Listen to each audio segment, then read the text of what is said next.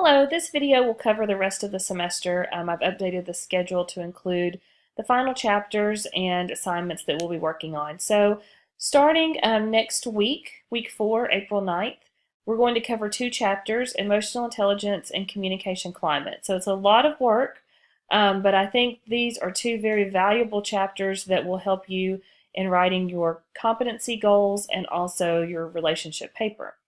So we're going to be talking about emotional intelligence, perceptions of emotional intelligence, guidelines for using our emotions, and then we're going to look at communication climate and relational dialectics. And so for next week, you'll have a book activity to do and 2 journal entries to write. Then starting week 5, April 16th, we're going to talk about romantic relationships.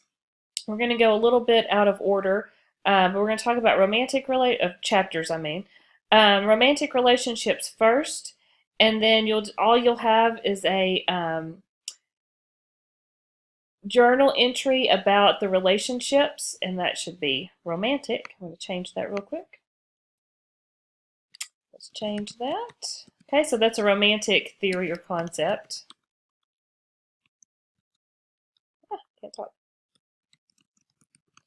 And then on April the 6th, the week 6, April 23rd, we're going to be looking at friendships and family.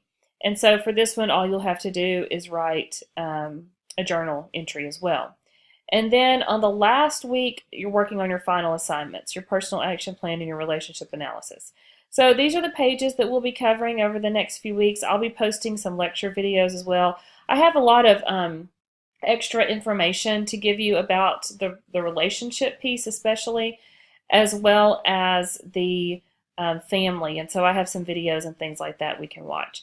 But that will take us through the rest of the semester. I will be placing the assignments on Blackboard, week by week.